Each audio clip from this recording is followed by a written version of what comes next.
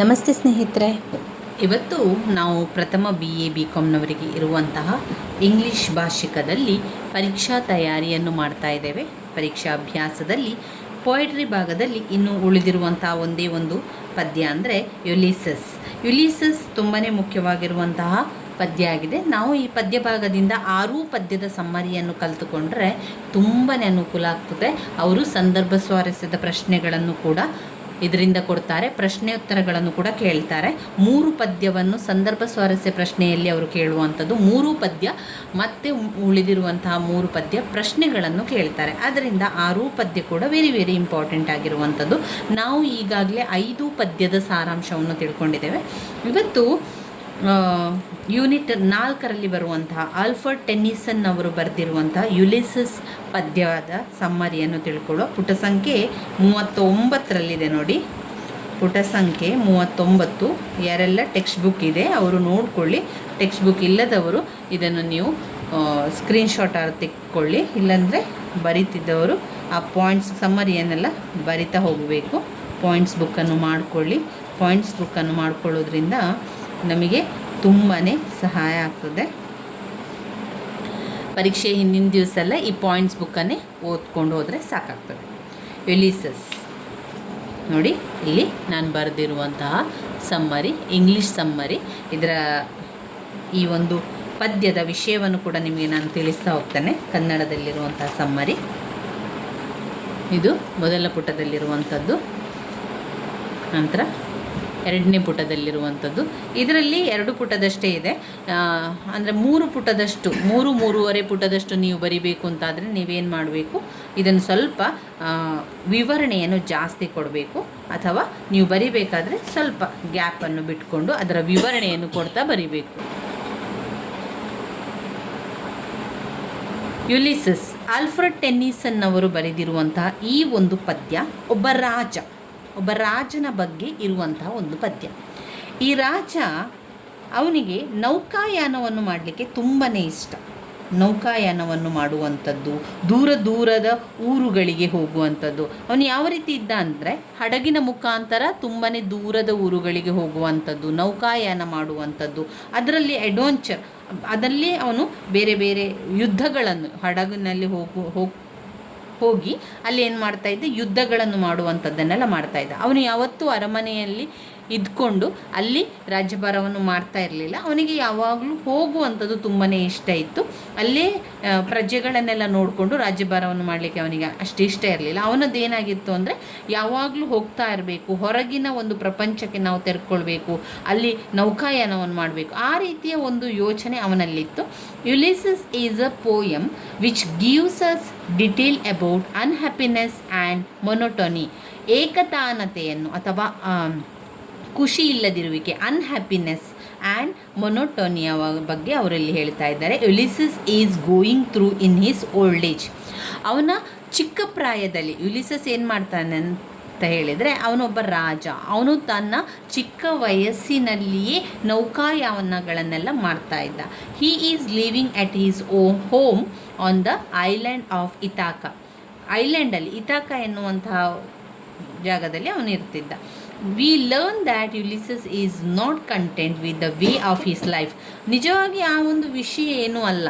ಅಂದರೆ ಯುಲಿಸಸ್ ಅವನ ಒಂದು ಜೀವನದಲ್ಲಿ ಯಾವ ರೀತಿ ಇದ್ದ ಎನ್ನುವಂಥದ್ದು ಇಲ್ಲಿ ಬರುವಂತಹ ಕಂಟೆಂಟ್ ಆಗಿದೆ. ಅವನು ಯಾವ ರೀತಿ ಹೇಳ್ತಾನೆ ಎನ್ನುವಂಥದ್ದು ಕೂಡ ಇಲ್ಲಿ ಒಂದು ವಿಷಯ ಆಗಿರ್ತದೆ.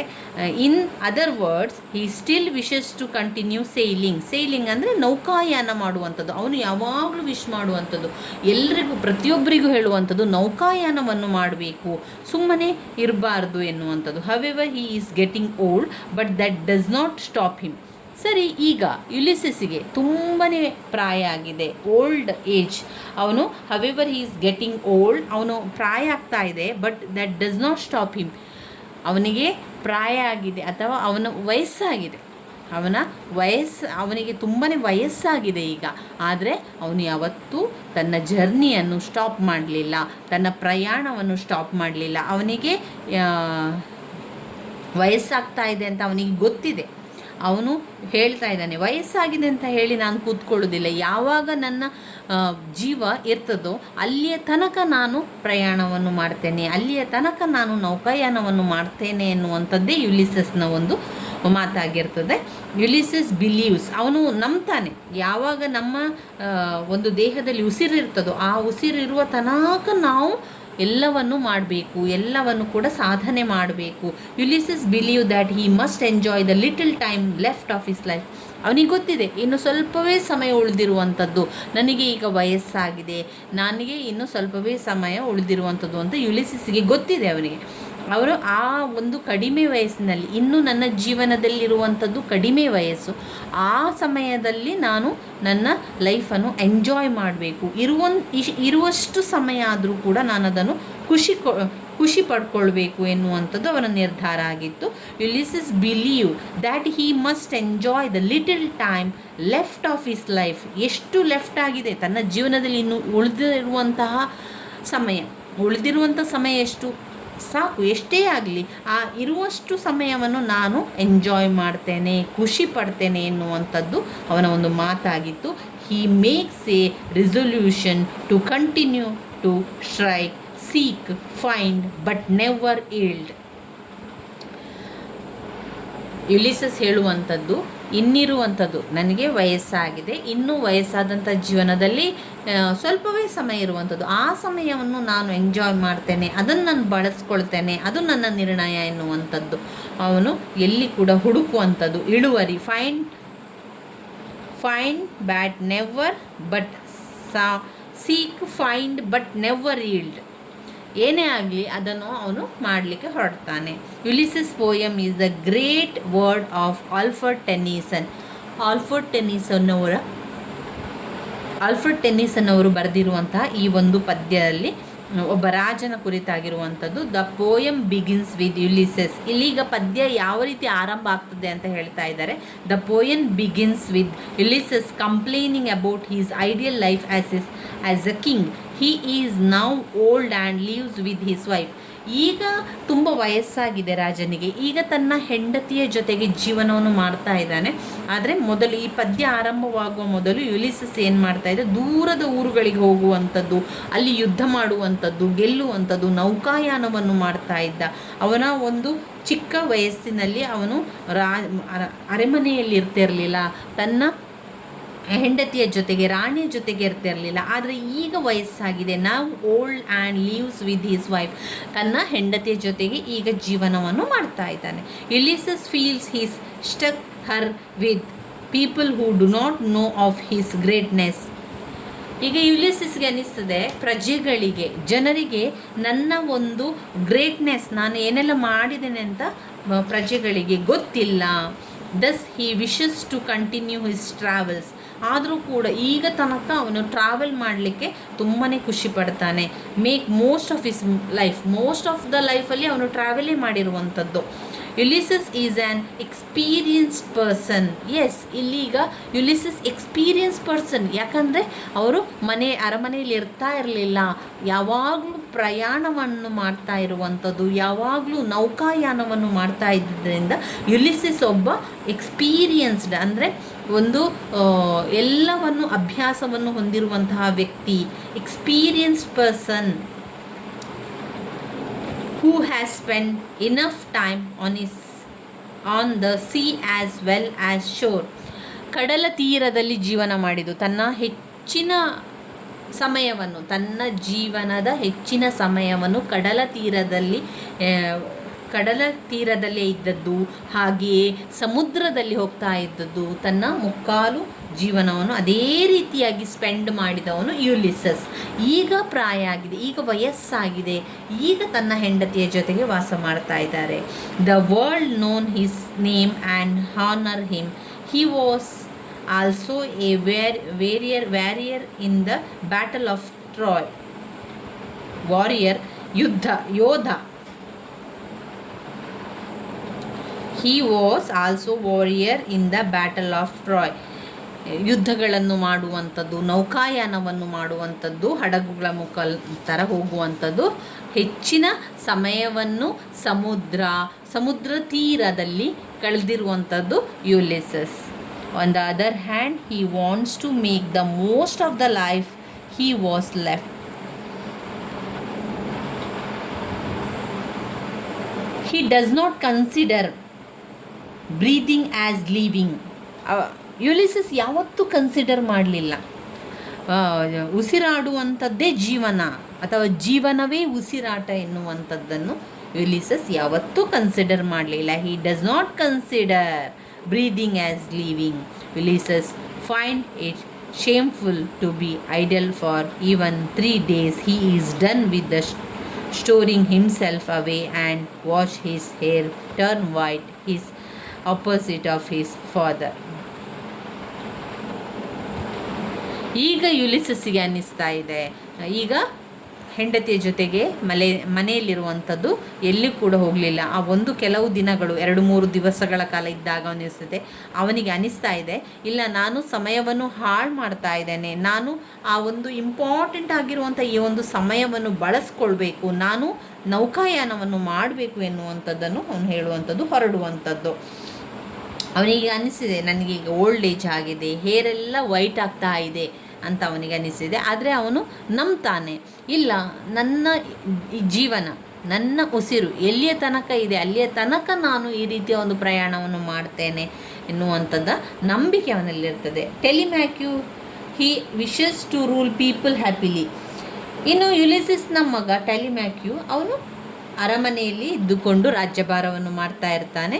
ಅವನು ಎಲ್ಲ ಪ್ರಜೆಗಳನ್ನು ಖುಷಿಪಡಿಸ್ತಾ ಇದ್ದಾನೆ, ಖುಷಿಯಿಂದ ಪ್ರಜೆಗಳು ಆ ಒಂದು ರಾಜ್ಯದಲ್ಲಿದ್ದಾರೆ. ಇದನ್ನು ತಿಳ್ಕೊಂಡಂತಹ ಯುಲಿಸಸ್ ತುಂಬ ಖುಷಿ ಪಡ್ತಾನೆ, ನನ್ನ ಮಗ ರಾಜ್ಯಭಾರವನ್ನು ಮಾಡ್ತಾ ಇದ್ದಾನೆ, ಪ್ರಜೆಗಳನ್ನು ಉತ್ತಮ ರೀತಿಯಲ್ಲಿ ನಡೆಸಿಕೊಳ್ತಾ ಇದ್ದಾನೆ, ಪ್ರಜೆಗಳಿಗೆ ಬೇಕಾಗಿರುವಂಥ ಎಲ್ಲ ಸೌಲಭ್ಯಗಳನ್ನು ಕೊಡ್ತಾ ಇದ್ದಾನೆ. ಅದರಿಂದ ಯುಲಿಸಸ್ಗೆ ತುಂಬಾ ಖುಷಿ ಇದೆ. While Ulysses loves his son and believe he will be good ruler and honour god of the family.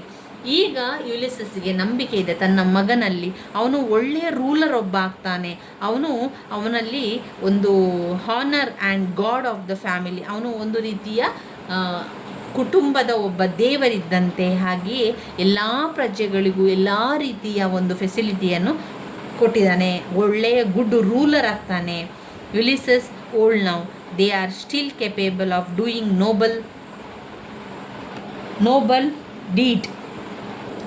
Nobel deed ಮಾಡಲಿಕ್ಕೆ ಅವನೀಗ ಸ್ಟಿಲ್ ಕೆಪೇಬಲ್ ಅಂತ ಹೇಳುವಂಥದ್ದು.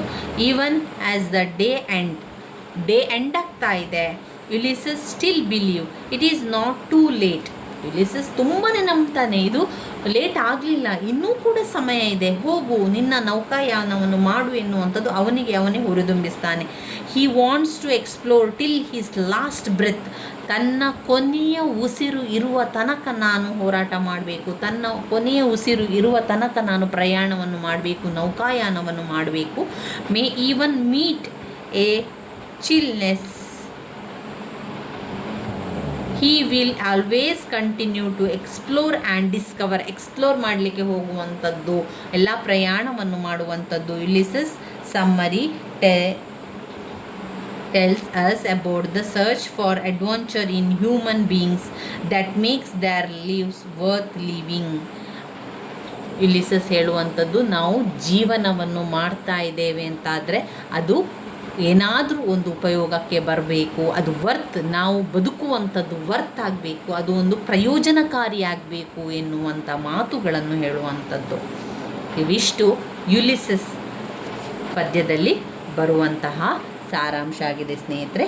ಇಂಗ್ಲೀಷ್ನಲ್ಲಿರುವ ಸಮ್ಮರಿಯನ್ನು, ಇದು ನಿಮಗೆ ತುಂಬ ಸುಲಭ ಇದೆ ಅಂತ ಅನಿಸಿದರೆ ಇದನ್ನು ಬರ್ಕೊಳ್ಳಿ ಅಥವಾ ಸ್ಕ್ರೀನ್ಶಾಟನ್ನು ತೆಕ್ಕೊಳ್ಳಿ. ಇಲ್ಲ ನಮಗೆ ಈ ಒಂದು ಸಮ್ಮರಿ ಅರ್ಥ ಆಗ್ತಾ ಇಲ್ಲ ಅಂತಾದರೆ ನೀವು ಬೇರೆ ಕಡೆಗಳಿಂದಲೂ ಕೂಡ ಆ ಉತ್ತರವನ್ನು ಸಂಗ್ರಹಿಸ್ಬೋದು. ಗೂಗಲಲ್ಲಿ ಸರ್ಚ್ ಮಾಡಿ, ಇಲ್ಲ ಇಂಟರ್ನೆಟ್ಟಲ್ಲಿ ಹಾಕಿದರೆ ನಿಮಗೆ ಇದಕ್ಕೆ ಬೇಕಾದಷ್ಟು ಉತ್ತರಗಳು ಸಿಗ್ತದೆ. ಟೆಕ್ಸ್ಟ್ ಬುಕ್ಗಳಿದ್ದವರು ಟೆಕ್ಸ್ಟ್ ಬುಕ್ಕಲ್ಲಿ ಕೂಡ ಅವರು ಸಮ್ಮರಿಯನ್ನು ಕೊಟ್ಟಿದ್ದಾರೆ. ನೀವು ನೋಡಿಕೊಂಡು ಓದ್ಕೊಳ್ಬೋದು. ಯಾರಿಗೆಲ್ಲ ಇಂಗ್ಲೀಷ್ ತುಂಬಾ ಸುಲಭ ಅಂತ ಅನ್ನಿಸ್ತದೆ ಅವರಿಗೆ ಒಂದು ಬಾರಿ ಅದನ್ನು ಓದ್ಕೊಂಡ್ರೆ ನಿಮಗೆ ಆ ಕಥೆಯನ್ನೇ ಬರ್ಕೊಂಡು ಹೋದ್ರೆ ಆಯಿತು. ಒಂದು ವೇಳೆ ನಿಮಗೆ ಇಂಗ್ಲೀಷ್ ಕಷ್ಟ ಅಂತ ಆಗಿದ್ದರೆ ಅವರು ಈ ಒಂದು ಸಮ್ಮರಿಯನ್ನು ಬರೆದು ಬಾಯ್ಪಾಠ ಮಾಡಿ ಆದರೂ ಕಲಿಯಿರಿ ಸ್ನೇಹಿತರೆ. ಇಲ್ಲಿ ನಾನು ಸರಳವಾಗಿರುವಂತಹ ಸುಲಭವಾಗಿರುವಂತಹ ಸಮ್ಮರಿಯನ್ನು ಬರ್ಕೊಂಡಿರುವಂಥದ್ದು. ಈ ಒಂದು ಸಮ್ಮರಿಯನ್ನು ನೀವು ಬರ್ಕೊಂಡು ಆ ಒಂದು ಅರ್ಥ ಮಾಡಿಕೊಂಡು ಓದ್ಕೊಳ್ಳಿ. ಅಲ್ಲಿ ಬಾಯ್ಪಾಠ ಮಾಡಿ ಆದರೂ ಕಲಿಬೋದು, ಅಥವಾ ನಿಮಗೆ ಯಾವ ರೀತಿ ಅನುಕೂಲ ಅದೇ ರೀತಿಯಲ್ಲಿ ಓದ್ಕೊಳ್ತಾ ಹೋಗಿ ಸ್ನೇಹಿತರೆ. ಇವಿಷ್ಟು ನಮ್ಮ ಪದ್ಯದಲ್ಲಿ ಬರುವಂತಹ ಸಾರಾಂಶ ಆಗಿದೆ. ಈಗ ನಮ್ಮ ಯೂನಿಟ್ 1 ಆಯಿತು, ಯೂನಿಟ್ 2, ಯೂನಿಟ್ 3, ಯೂನಿಟ್ 4 ಪದ್ಯದ ಸಾರಾಂಶವನ್ನು ನಾವು ತಿಳ್ಕೊಂಡೆವು. ಸಾಧ್ಯ ಆದರೆ ನಾವು ಒಂದೇ ವಿಡಿಯೋದಲ್ಲಿ 6 ಪದ್ಯದ ಸಾರಾಂಶವನ್ನು ಚಿಕ್ಕದಾಗಿ ಸಣ್ಣದಾಗಿ ನಿಮಗೆ ನಾನು ಮುಂದಿನ ವಿಡಿಯೋದಲ್ಲಿ ತಿಳಿಸ್ಕೊಡ್ತೇನೆ. Very important. ನೀವು ಸ್ಕಿಪ್ ಮಾಡಬೇಡಿ. ಈ 6 ಪದ್ಯವನ್ನು ಕಲ್ತ್ಕೊಳ್ಳಿ. ತುಂಬಾ ಸುಲಭ ಇದೆ, ಅರ್ಥ ಮಾಡಿಕೊಳ್ಳಿ. ನೀವು ಸಮ್ಮರಿಯನ್ನು ಬಾಯ್ಪಾಠ ಮಾಡಿ ಆದರೂ ಕಲಿಯಿರಿ ಸ್ನೇಹಿತರೆ. ಇದರಿಂದ ಸಂದರ್ಭ ಸ್ವಾರಸ್ಯ ಪ್ರಶ್ನೆಗಳು ಬರ್ತದೆ, ಹಾಗೆಯೇ ಪ್ರಶ್ನೋತ್ತರಗಳನ್ನು ಕೂಡ ಕೇಳ್ತಾರೆ. ಆದ್ದರಿಂದ 6 ಪದ್ಯವನ್ನು ಓದ್ಕೊಳ್ಳುವಂಥದ್ದು ತುಂಬಾ ಇಂಪಾರ್ಟೆಂಟ್ ಆಗಿರುವಂಥದ್ದು. ತುಂಬ ಜನ ಕೇಳ್ತಾ ಇದ್ರಿ ಪದ್ಯದಲ್ಲಿ ಯಾವುದು ಇಂಪಾರ್ಟೆಂಟ್ ಅಂತ. ಪದ್ಯದಲ್ಲಿ ವೆರಿ ಇಂಪಾರ್ಟೆಂಟ್ ಆಗಿರುವಂತಹ ಪದ್ಯ ಒಂದು ನಾಟ್ ಮಾರ್ಬಲ್ ನಾರ್ ದ ಗಿಲ್ಡೆಡ್ ಮಾನ್ಯುಮೆಂಟ್, 2ನೇದು ಡಫೋಡಿಲ್ಸ್, 3ನೇದು ಯುಲಿಸಸ್, ಡಫೋಡಿಲ್ಸ್, ಆಮೇಲೆ ಮಾನ್ಯುಮೆಂಟ್ಸ್. ಈ 3 ವೆರಿ ಇಂಪಾರ್ಟೆಂಟ್ ಆಗಿರುವಂತಹ ಪದ್ಯ. ಇವುಗಳಿಂದ ಪ್ರಶ್ನೆಗಳು 100ಕ್ಕೆ 100% ಅಂತಲೇ ಹೇಳ್ಬೋದು. ಪ್ರಶ್ನೆಗಳು ಯಾವತ್ತೂ ಇರುವಂತಹ ಪ್ರಶ್ನೆಗಳು. ಇನ್ನುಳಿದಿರುವಂಥದ್ದು ಮುಖ್ಯ ಅಲ್ವಾ ಅಂತ ನೀವು ಕೇಳಿದರೆ, ಇನ್ನುಳಿದಿರುವಂಥದ್ದು ಕೂಡ ಮುಖ್ಯ ಆಗ್ತದೆ. ಯಾವಾಗ ಸಂದರ್ಭ ಸ್ವಾರಸ್ಯದ ಪ್ರಶ್ನೆಗಳು ಬಂದಾಗ ಅವ್ರೇನು ಮಾಡ್ತಾರೆ, ಪೋಯಟ್ರಿ ಭಾಗದಿಂದಲೂ ಕೂಡ ಆಯ್ಕೆ ಮಾಡಿ ನಮಗೆ ಕೊಡ್ತಾರೆ. ಆದ್ದರಿಂದ ನಾವೇನು ಮಾಡಬೇಕು, ಈ ಪೋಯಟ್ರಿ ಪದ್ಯದ 6 ಪದ್ಯದ ಸಾರಾಂಶವನ್ನು ಸರಿಯಾಗಿ ಕಲ್ತ್ಕೊಂಡ್ರೆ ನಿಮಗೆ ಏನೂ ಕಷ್ಟ ಆಗೋದಿಲ್ಲ. ಇಂಗ್ಲೀಷ್ ಕಷ್ಟ ಅಂತ ಇದ್ದವರು ಮೊದಲಿಗೆ ನೀವೇನು ಮಾಡಬೇಕಾಗಿರುವಂಥದ್ದು, ಪದ್ಯವನ್ನು ಸರಿಯಾಗಿ ಕಲ್ತ್ಕೊಳ್ಬೇಕು. ಪದ್ಯದ ಸಾರಾಂಶ ಗೊತ್ತಿದ್ದರೆ ಸಾಕು. ನಿಮಗೆ 1-2 ಪುಟದಷ್ಟು ಸಾರಾಂಶ ಸಿಕ್ಕಿದರೆ ಅದನ್ನು ನಿಮಗೆ 3 ಪುಟದಷ್ಟು ಬರೀಲಿಕ್ಕೆ ಏನೂ ಕಷ್ಟ ಆಗೋದಿಲ್ಲ. ತುಂಬಾ ಕಷ್ಟ, ಇಂಗ್ಲೀಷ್ ಓದಲಿಕ್ಕೆ ಆಗ್ತಾಯಿಲ್ಲ, ಕಷ್ಟ ಅಂತ ಅಂದವರು ಬಾಯ್ಪಾಠ ಮಾಡಿ ಆದರೂ ಕಲೀರಿ. ಸಮ್ಮರಿಯನ್ನಂತೂ ನೀವು ಕಲಿಬೇಕು, ಸಮ್ಮರಿ ಕಲಿಲೇಬೇಕು. ನಿಮಗೆ ಗೊತ್ತಿರಬೇಕಾಗಿರುವಂಥದ್ದೇ ಸಮ್ಮರಿ. ಆ ಸಮ್ಮರಿಯನ್ನು ಅವರು ಕೇಳಿರುವಂಥ ಯಾವುದೇ ಪ್ರಶ್ನೆ ಇರ್ಬೋದು, ಅದು ಯಾವ ಪದ್ಯಕ್ಕೆ ಸಂಬಂಧಿಸಿದೆ ಅಂತ ನೋಡಿಕೊಂಡು ನೀವು ಬರೀಬೇಕು. ಈಗ ನೋಡಿ, ಡಫೋಡಿಲ್ಸ್ ಅಂತ ಪದ್ಯ ಬಂದಾಗ ಅಲ್ಲಿ ತುಂಬ ಡಫೋಡಿಲ್ಸ್ ಫ್ಲವರ್ಗಳಿರುವಂಥದ್ದು, ನೃತ್ಯ ಮಾಡುವಂಥದ್ದು, ಆ ವಿಚಾರಗಳು ಬರ್ತದೆ. Not marble not the gilded ಮಾನ್ಯುಮೆಂಟ್ಸಲ್ಲಿ ಲೇಖಕರು ಏನು ಮಾಡ್ತಾರೆ ಅಂದರೆ, ಕವಿತೆ ಅಥವಾ ಕಾವ್ಯದಲ್ಲಿ ಅದು ಯಾವತ್ತೂ ಶಾಶ್ವತ, ಇನ್ನು ಸ್ಮಾರಕಗಳೆಲ್ಲ ಶಾಶ್ವತ ಅಲ್ಲ ಅಂತ ವಿವರಿಸ್ತಾ ಇರುವಂಥದ್ದು. True minds, let me not to the marriage of true minds. ಇಲ್ಲಿ ಲೇಖಕರು ಏನು ಹೇಳ್ತಾ ಇದ್ದಾರೆ, ವಿಲಿಯಂ ಶೇಕ್ಸ್ಪಿಯರ್ ಅವರು ಅಂತ ಹೇಳಿದರೆ, ನಿಜವಾದ ಪ್ರೀತಿಯ ನಡುವೆ ಮದುವೆಗಳು ಆಗ್ತದೆ ಅಂತಾದರೆ ಅಲ್ಲಿ ನಿಜವಾದ ಪ್ರೀತಿ ಇದೆ ಅಂತ ಅರ್ಥ. ಒಂದು ವೇಳೆ ಅಲ್ಲಿ ನಿಜವಾದ ಪ್ರೀತಿ ಇಲ್ಲ ಅಂತಾದರೆ ಅದನ್ನು ಒಂದು ಮಾಡಲಿಕ್ಕೆ ಸಾಧ್ಯನೇ ಇಲ್ಲ. ಅದು ಬೇರ್ಪಡ್ತದೆ, ದೂರ ಹೋಗ್ತದೆ, ದಿನದಿಂದ ದಿನಕ್ಕೆ, ಸಮಯದಿಂದ ಸಮಯಕ್ಕೆ ದೂರ ಹೋಗ್ತಾನೆ ಇರ್ತದೆ. ಅಂತಹದ್ದು ನಿಜವಾದ ಪ್ರೀತಿಯಲ್ಲ.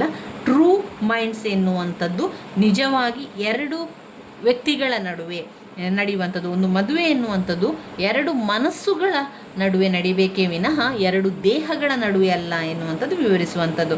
ಇನ್ನು ಎಲಿಜಿ ಎನ್ನುವುದರಲ್ಲಿ ಶೋಕಗೀತೆಯನ್ನು ಇಲ್ಲಿ ಹೇಳುವಂಥದ್ದು.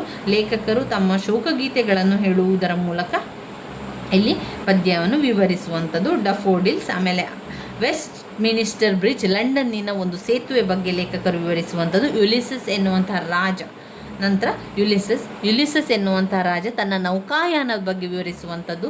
ತನ್ನ ಬದುಕಿರುವಂಥ ಕ್ಷಣವನ್ನು ಉತ್ತಮ ರೀತಿಯಲ್ಲಿ ನಾವು ಬಳಸಿಕೊಳ್ಬೇಕು. ತಾವು ಇರುವಷ್ಟು ಸಮಯ, ಉಸಿರಾಡುವ ತನಕ ನಾವು ಏನಾದರೂ ಒಂದು ಸಾಧನೆಯನ್ನು ಮಾಡಬೇಕು ಎನ್ನುವಂಥದ್ದು ಯುಲಿಸಸ್ನ ಪದ್ಯದ ಒಂದು ಆಲ್ಫ್ರೆಡ್ ಟೆನ್ನಿಸನ್ ಅವರ ಮಾತಾಗಿದೆ. ಇಲ್ಲಿ ಆಲ್ಫ್ರೆಡ್ ಟೆನ್ನಿಸನ್ ಅವರು ಹೇಳ್ತಾರೆ, ರಾಜ ಆಗಿದ್ದವನು ಅರಮನೆಯಲ್ಲಿದ್ದುಕೊಂಡು ರಾಜ್ಯಭಾರವನ್ನು ಮಾಡಬೇಕಿತ್ತು. ಆದರೆ ಯುಲಿಸಸ್ ಹಾಗೆ ಮಾಡಲಿಲ್ಲ. ಅವನಿಗೆ ಆ ಥರ ಇರಲಿಕ್ಕೆ ಇಷ್ಟ ಇರಲಿಲ್ಲ. ಅವನಿಗೆ ಪ್ರಯಾಣ ಮಾಡಬೇಕಿತ್ತು. ಪ್ರಯಾಣದಲ್ಲಿ ಯುದ್ಧಗಳನ್ನು ಮಾಡಿ ಎಲ್ಲ ಪ್ರದೇಶವನ್ನು ಅವನು ಪಡ್ಕೊಳ್ತಾ ಇದ್ದ. ಇಂಥ ಸಂದರ್ಭದಲ್ಲಿ ರಾಜ ರಾಜನ ಮಗ ಉತ್ತಮ ರಾಜ್ಯಭಾರವನ್ನು ಮಾಡ್ತಾ ಇದ್ದ. ಅವನೊಬ್ಬ ಉತ್ತಮ ಆಡಳಿತಗಾರನಾಗಿದ್ದ. ಪ್ರಜೆಗಳಿಗೆ ಬೇಕಾದ ಎಲ್ಲ ವ್ಯವಸ್ಥೆಗಳನ್ನು ಮಾಡಿಕೊಡುವಂಥದ್ದನ್ನು ಮಾಡ್ತಾ ಇದ್ದ.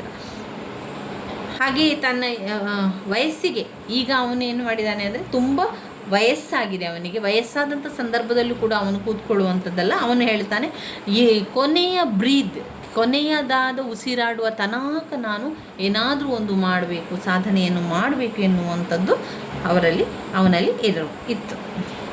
ಇವಿಷ್ಟು ಪದ್ಯದ ವಿಷಯವಾಗಿದೆ. ನಾವು ಸಾಧಾರಣವಾಗಿ ಒಂದೇ ವಿಡಿಯೋದಲ್ಲಿ ಎಲ್ಲ 6 ಪದ್ಯದಲ್ಲಿ ಬರುವಂಥ ಸಾರಾಂಶವನ್ನು ಒಟ್ಟಿಗೆ ಓದ್ತಾ ಹೋಗುವ ಸ್ನೇಹಿತರೆ. ಆದರೆ ಪೊಯೆಟ್ರಿ ಭಾಗವನ್ನು ಸ್ಕಿಪ್ ಮಾಡಬೇಡಿ. ಪದೇ ಹೇಳ್ತೇನೆ ನಿಮಗೆ, ಪೊಯೆಟ್ರಿ ಭಾಗವನ್ನು ಸ್ಕಿಪ್ ಮಾಡಬೇಡಿ. ಇದರಲ್ಲಿ ಪ್ರಶ್ನೋತ್ತರಗಳು ಮತ್ತು ಸಮ್ಮರಿಯನ್ನು ಕೇಳ್ತಾರೆ.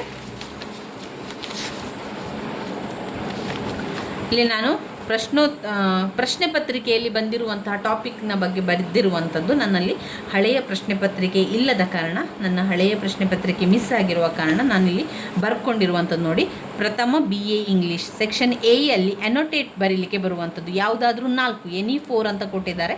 ಇಲ್ಲಿ ಸಮ್ಮರಿಯನ್ನು ಬರೀಲಿಕ್ಕೆ ಕೊಡ್ತಾರೆ. ಅದಾದ ಮೇಲೆ ಕ್ವೆಶ್ಚನ್ ಆ್ಯಂಡ್ ಆನ್ಸರ್ 3 ಕೊಡ್ತಾರೆ. 3ಕ್ಕೆ 1ಕ್ಕೆ 10 ಅಂಕ ಇರುವಂಥದ್ದು. 3 ಕ್ವಶನನ್ನು ಕೊಡ್ತಾರೆ. ಆ 3 ಕ್ವಶನಲ್ಲಿ ಪದ್ಯ ಇರ್ತದೆ, ಪಾಠ ಇರ್ತದೆ, ಹಾಗೆ ನಾಟಕ ಭಾಗ ಕೂಡ ಇರ್ತದೆ. ಸೆಕ್ಷನ್ ಸಿಯಲ್ಲಿ ಕೂಡ ಕ್ವಶನ್ ಕೊಡ್ತಾರೆ. ಅದರಲ್ಲಿ ಅವರು ಸಾಧಾರಣವಾಗಿ ಪಾಠದ ಭಾಗದಿಂದ ಪ್ರಶ್ನೆಗಳು ಬರುವಂಥದ್ದು. ಇಲ್ಲಿ ಪದ್ಯ ಮತ್ತು ನಾಟಕ ಭಾಗದಿಂದ ಪ್ರಶ್ನೆಗಳು ಇರುವಂಥದ್ದು. ಒಟ್ಟಲ್ಲಿ ನೀವು ಪದ್ಯವನ್ನು, ಪಾಠವನ್ನು ಹಾಗೆ ನಾಟಕ ಭಾಗವನ್ನು ಓದ್ಕೊಳ್ಬೇಕಾಗಿರುವಂಥದ್ದು. ಇನ್ನು ಪ್ಯಾಸೇಜ್ ಕೊಡ್ತಾರೆ. ಆ ಪ್ಯಾಸೇಜನ್ನು ನೋಡಿ ನೀವು ಅಲ್ಲಿ ಅವರು ಪ್ರಶ್ನೆಯನ್ನು ಕೊಡ್ತಾರೆ, ಅದನ್ನೇ ಮೇಲೆ ಹುಡುಕಿ ಬರೆಯುವಂಥದ್ದು. ಎಕ್ಸ್ಪ್ಯಾಂಡ್ ಟು ಯಾವುದಾದ್ರೂ 2 ನಾವು ಅದನ್ನು ವಿವರಿಸಿ ಬರಿಬೇಕು. ನಾವು ಏನು ಹೇಳ್ತೇವೆ ಕನ್ನಡದಲ್ಲಿ ನಾವು ನೋಡಿದರೆ ಸ್ವಂತ ವಾಕ್ಯ ಮಾಡಿ ಬರೀಲಿಕ್ಕೆ ಇರ್ತದಲ್ಲ, ಅದೇ ರೀತಿಯಲ್ಲಿ ಎಕ್ಸ್ಪ್ಯಾಂಡ್ ಮಾಡಿ ನಾವು ವಿವರಿಸಬೇಕು. ಇನ್ನು 15ನೇದು ಯೂಸ್ 4 ಆಫ್ ದ ಫಾಲೋವಿಂಗ್ ಐಡಮಸ್. ಅದಕ್ಕೂ ಒಂದು ಸರಿಯಾದ ಒಂದು ಏನು ಹೇಳ್ತೇವೆ ಟೈಟಲನ್ನು ಕೊಡಬೇಕು, ಅಥವಾ ಅದಕ್ಕೆ ಒಂದು ಸರಿಯಾದ ಒಂದು ವಾಕ್ಯವನ್ನು ಕೊಡಬೇಕಾಗಿರುವಂಥದ್ದು. ಇನ್ನು 16ನೇದು ಸಿನಾನಿಮಸ್ ಬರೀಲಿಕ್ಕೆ, ಅಂದರೆ ಅದರ ಅರ್ಥವನ್ನು ಬರೀಬೇಕು. ಅನಾಟೋನಿ ಬರೀಲಿಕ್ಕೆ, ಅದರ ವಿರುದ್ಧಾರ್ಥಕ ಪದವನ್ನು ಬರೀಲಿಕ್ಕಿದೆ. ಆಮೇಲೆ 1 ವರ್ಡ್ ಸಬ್ಸ್ಟಿಟ್ಯೂಟ್ ಇರುವಂಥ 1 ವರ್ಡ್ ಸಬ್ಸ್ಟಿಟ್ಯೂಟನ್ನು ಬರೀಬೇಕು. ಇದನ್ನು 1 ವರ್ಡ್ ಸಬ್ಸ್ಟಿಟ್ಯೂಟ್ ಈಗಾಗಲೇ ನಿಮಗೆ ನಾನು ತೋರಿಸಿದ್ದೇನೆ, ತುಂಬಾ ಹಳೆಯ ವಿಡಿಯೋದಲ್ಲಿ ಅದಿದೆ. ಪ್ಲೇಲಿಸ್ಟಲ್ಲಿ ಕೂಡ ಅದನ್ನು ಹಾಕಿದ್ದೇನೆ. ಇನ್ನೊಮ್ಮೆ ನಿಮಗೆ ನಾನು ಅದನ್ನು ತೋರಿಸ್ತೇನೆ. ನಾವು ಸಂಪೂರ್ಣವಾಗಿ ಇಂಗ್ಲೀಷ್ನ ಎಲ್ಲ ಪ್ರಶ್ನೋತ್ತರಗಳು, ಪಾಠಗಳು, ಪದ್ಯಗಳು ಎಲ್ಲವನ್ನು ಕೂಡ ನೋಡ್ತಾ ಹೋಗುವ. ಅದಾದ ನಂತರ ಮುಂದಿನ ವಿಡಿಯೋದೆಲ್ಲ ನೋಡ್ಕೊಳ್ಳುವ. ಸಿನಾನಿಮಸ್ ಇಲ್ಲಿ ಕೊಟ್ಟಿರುವಂಥದ್ದು ಅನಾಟೋನಿ,